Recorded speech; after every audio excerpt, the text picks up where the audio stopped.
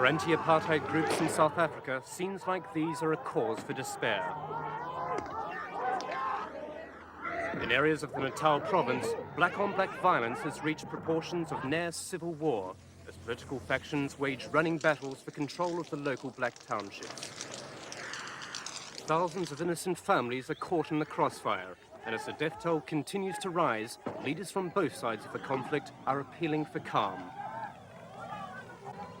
But it's a complex situation, and there are no easy solutions. Natal's administrative capital of Pietermaritzburg.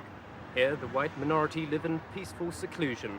But just a few miles away in the neighboring black satellite townships, a war of terror is being fought between the supporters of the Zulu Inkatha Movement and South Africa's largest anti-apartheid group, the United Democratic Front. It's a struggle not for equality, but political power. They've begun calling this area the Killing Fields. Officially, more than 100 people have been murdered in the last 3 months. Unofficially, that figure could be 4 times as high. While the root cause of the violence appears to be political, the unrest has been fueled by tribal values and, to an increasing extent, by blatant thuggery. Armed with guns and homemade weapons, gangs from the opposing groups launch attack and counter-attack in what has become a vicious cycle of reprisal raids. These UDF supporters admit the situation is out of control, but blame Inkatha. How many people have been killed in your area? More than 1,000. Yeah. Don't you think this fighting is bad? This fighting is bad, but they must listen to us and let us have our freedom. The Zulus have a traditional tribal influence over many of the black townships here, but the Inkatha movement is determined to maintain the loyalty of its people and control over the region. Many who have refused to actively support the Inkatha movement have either been killed or forced to flee their homes. While Inkatha's political influence is regional and the UDF's predominantly national, in Pietermaritzburg they overlap. A warrior race which makes up the largest proportion of black South Africans, the Zulus see their power base being eroded. For those caught in the middle of the struggle, there is nowhere to hide. Their home destroyed, this family has been forced to shelter with neighbours. Now repressed by their own people, apartheid in South Africa's white regime has become just another problem. Here on display are just some of the hundreds of weapons confiscated by the South African security forces over the last few months. Up until recently, the police and army had been largely on the sidelines, apparently believing Inkatha would gain the upper hand and the fighting would stop. But that hasn't occurred. Highly politicized, these teenagers form part of the Inkatha Youth Movement. Their loyalty is to Zulu chief Monasutu Buthelezi, who rules the nearby KwaZulu homeland and is stridently opposed to the UDF, which threatens his political support. They were among dozens of mourners who gathered to pay their last respects to the victims of the worst massacre to date.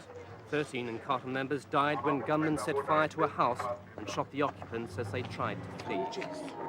With this degree of grief and bitterness, it's easy to see why the cycle of violence has continued.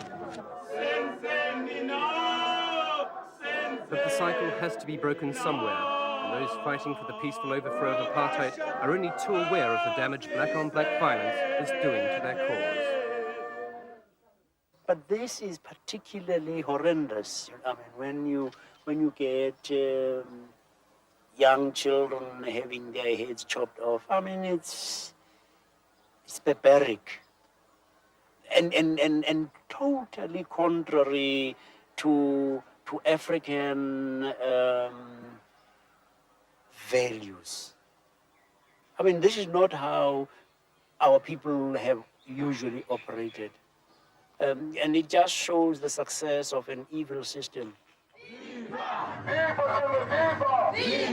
Inkatha and the UDF recently took part in peace talks which they hope will slow down, if not end, the political bloodshed.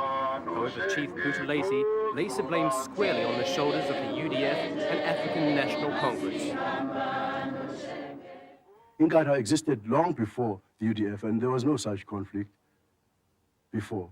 So I don't know why it should be referred to me when, in fact, the people who are committed to violence, in fact, are the UDF.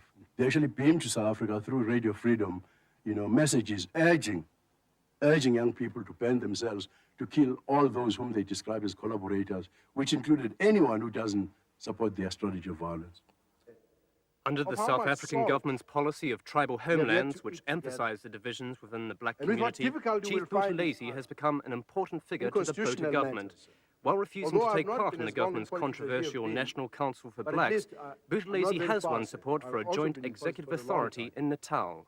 The biggest obstacle of all now to the liberation of South Africa and to the sorting out of things in South Africa is caused by this black-on-black violence.